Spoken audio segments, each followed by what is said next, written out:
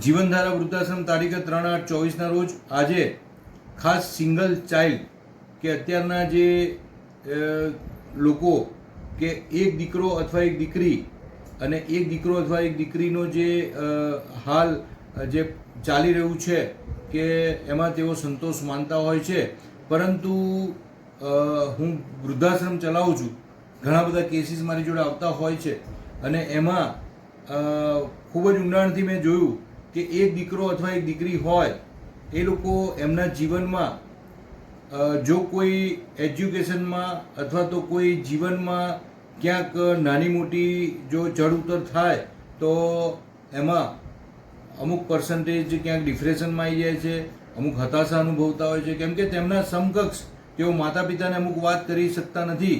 ભાઈ બહેન હોય તો એકબીજાને વાત કરીને પોતે પોતાની મનની વ્યથા રજૂ કરી શકે. તો આજે જે વાત કરું છું એ અમુલકભાઈ પંચાલ કે કોરોના સમયમાં તેમને કોરોના થયો હતો, તેમને એડમિટ કર્યા. એમને એડમિટ કર્યા પછી તેમના મિસિસને ફરી કોરોના થયો. એમને એડમિટ કર્યા ત્યારે એમને ખબર નથી કે એમના પત્નીને કોરોના થયો છે. પછી એમના પત્નીને એડમિટ કરવામાં આવ્યા. એમના પત્નીને થોડા સમય રાખ્યા પછી સિવિલ હોસ્પિટલમાં તે પત્નીનું દેહાંત થઈ ગયું. પત્નીનું દેહાંત થયું એ વાત પરિવારે અમુલકભાઈને કરી નહીં, અને અમુલકભાઈ જ્યારે પાછા આવ્યા ત્યારે પણ પરિવારે એમ જ કીધું કે મમ્મી હજી એડમિટ છે. અને એડમિટ છે એમ કીધા પછી અમુલકભાઈને 15 દિવસ પછી જાણ કરી કે ભાઈ મમ્મી તો રહ્યા નથી, અને અમુલકભાઈને એકદમ મગજમાં શોક લાગી ગયો અને તેઓ પોતે અત્યારે હાલ જીવનધારા વૃદ્ધાશ્રમમાં છેલ્લા 1 વર્ષથી રહી રહ્યા છે. પોતે ડિમેન્શિયા અને પોતે પોતાના મગજ ઉપરનો કંટ્રોલ ખોઈ દીધો છે. અને તેમનો દીકરો છે હર્ષભાઈ, અને હર્ષભાઈ શું કહે છે તે આપણે સાંભળીશું કે સિંગલ ચાઇલ્ડ કે પોતે એકલા જ છે, અત્યારે નથી રહી શકતા, નથી સહી શકતા, નથી કોઈને પોતાની વેદના કહી શકતા. તો હર્ષભાઈ છે કે હર્ષભાઈને જો ભાઈ કે બહેન હોત તો તેઓ પોતે પોતાના મનની વાત કોકને કરી શકે.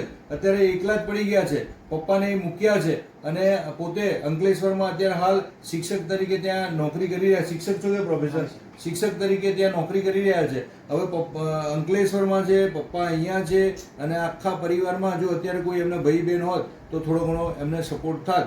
તો તમે શું કહો છો ભાઈ હર્ષભાઈ, કે તમે એકલા છો તો તમને કેવું ફીલ થાય છે?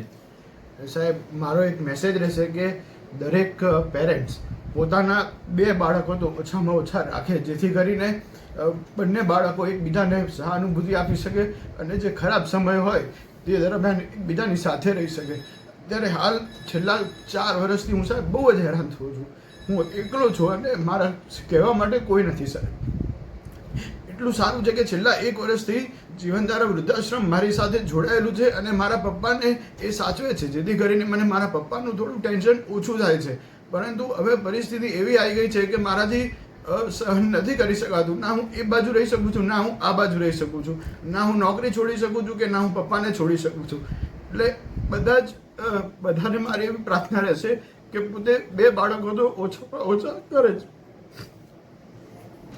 તો આ જે વૃદ્ધાશ્રમમાં અમારા જે અનુભવો છે અને એ અનુભવ પ્રમાણે ઘણા બધા સિંગલ ચાઇલ્ડ જે હોય છે તેઓ ડિપ્રેશનમાં આવી ગયા પછી માતા પિતાની જોડે રહેતા હોય છે, અને માતા પિતાના અવસાન પછી પણ તેઓ જો એકલા પડી જાય ત્યારે વિકટ પરિસ્થિતિ એવા ઘણા બધા અહીંયા અમારા ત્યાં લગભગ અમે 38 એડમિશનમાંથી લગભગ 7 થી 8 સિંગલ ચાઇલ્ડ છે કે જેમને અહીંયા એડમિશનો અમે આપ્યા છે.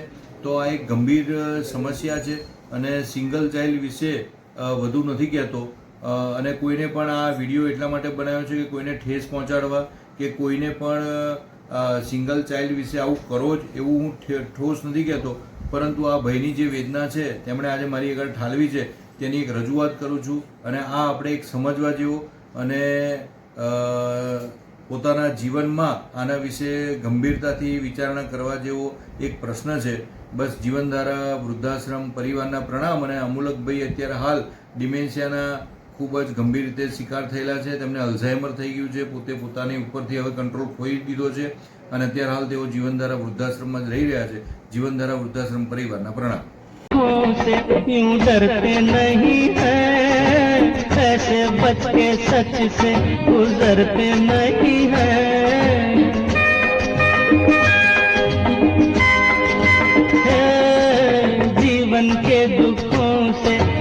गुजरते नहीं हैं, ऐसे बच के सच से गुजरते नहीं हैं।